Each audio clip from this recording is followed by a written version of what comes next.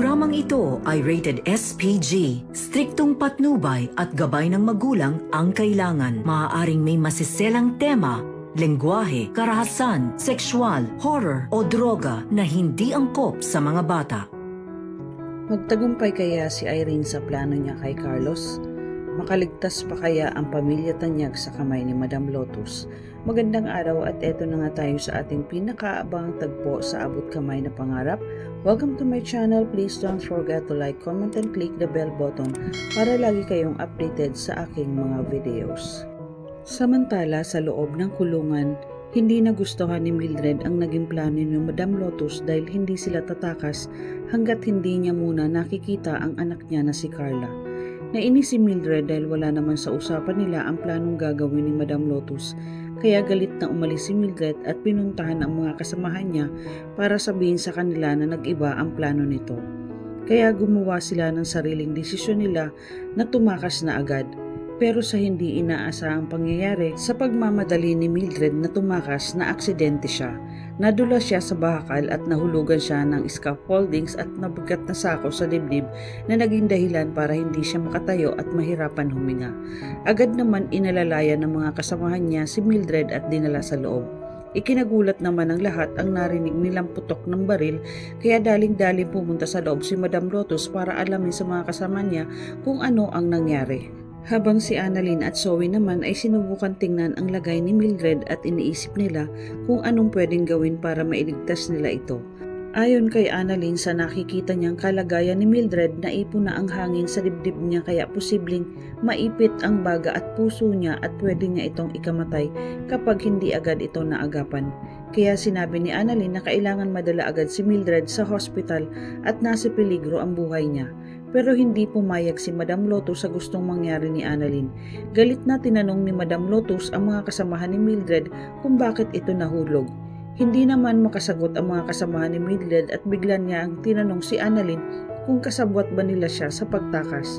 Natakot si Annalyn at sinabi niya na hindi po, wala po akong alam dyan. Sinama lang nila ako, akala ko dadalhin lang nila ako sa CR. Habang takot naman si Lynette at Robert dahil nakikita nila na nakatutok kay Annalyn ang baril ni Madam Lotus. Sinabihan ni Madam Lotus si Annalyn na gawin niya ang lahat ng paraan para iligtas si Mildred dahil doktor naman sila at walang tatawag ng ambulansya. Kung mamamatay siya, kasalanan niya yun dahil ginusto niyang tumakas agad. Yan ang mga napapala ng mga taong nagmamagaling. Kaya agad naman nag-isip si Annalyn kung anong pwedeng gawin nila ni Zoe kay Mildred para mailigtas nila ito. Sa kabilang dako naman sa Apex Hospital, natataranta na si Giselle dahil sa binigay na 2 oras na palugit ni Madam Lotus sa kanya na kailangan dalhin niya si Carla sa kulungan. Kaya hindi alam ni Giselle ang gagawin dahil hindi nila pwedeng itigil ang operasyon dahil kasalukuyang isinasagawa ang operasyon kay Carla at nagkaroon ito ng komplikasyon. Maya-maya nakasulubong ni Giselle ang isang nurse at nagmamadali ito. Tinanong siya ni Giselle kung para kay Carla ang blood donation. Sabi ng nurse na opo dahil kailangan masalinan ng dugo at nasa delikadong sitwasyon ang pasyente. At umalis na ang nurse. Bigla naman napaiyak si Giselle sa isang tabi, kaya mas lalo niyang ipinag-aalala ang kalagayan ni Annalyn, Robert at Lynette sa loob ng kulungan kung sakaling hindi niya mapagbibigyan ang hiling ni Madam Lotus at baka may gawing hindi maganda ito sa kanila. Maya-maya dumating si Eric at Justin. Umiiyak na lang na napayakap si Giselle kay Eric habang tahimik naman nakatingin si Justin sa kanila.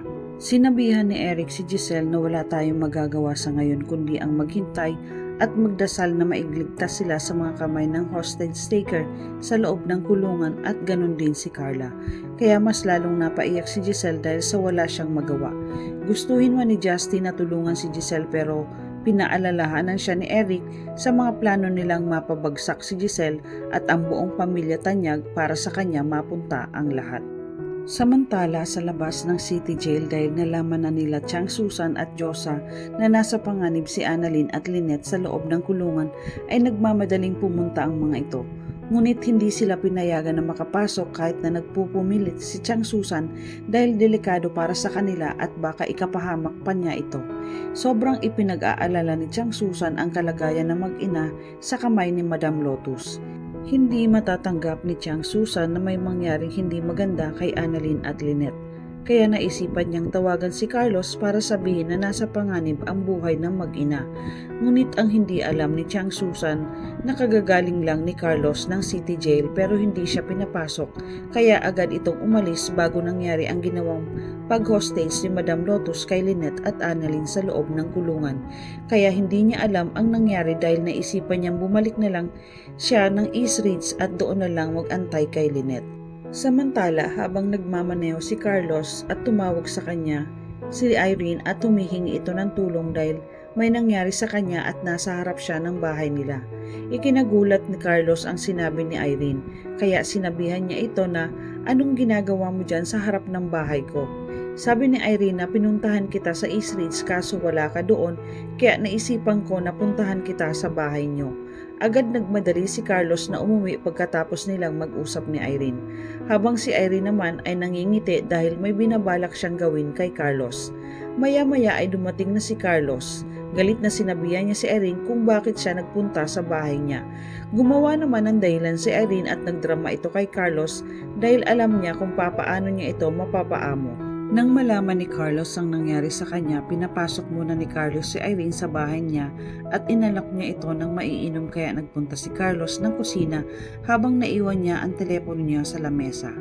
Maya-maya ay tumunog ang telepono ni Carlos at nakita ito ni Irene. Kinuha niya ito at sinagot.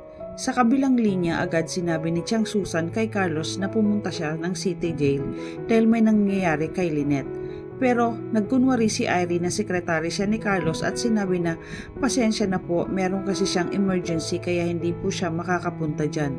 Ikinagulat naman ni Chang Susan ang sinabi ni Irene, kaya nagbili na lang siya na sabihin agad ito kay Carlos at kailangan niyang magmadali dahil hawak sila ng hostage taker sa loob ng kulungan.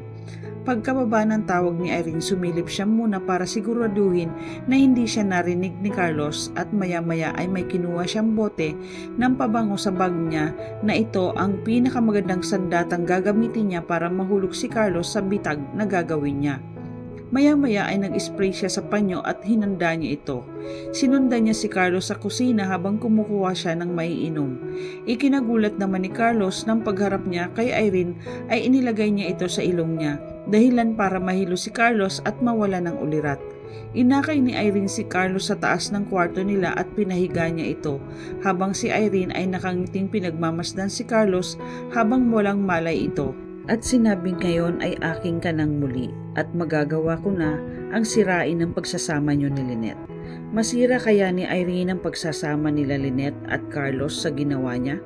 Mailigtas kaya ni Annalyn ang buhay ni Mildred? Ano ang gagawin ni Giselle ngayong nasa critical na kondisyon si Carla? Yan ang ating pakaabangan dito lang sa Abot Kamay na Pangarap. Huwag bibitiw at huwag kalimutang mag-subscribe. Maraming salamat po and God bless.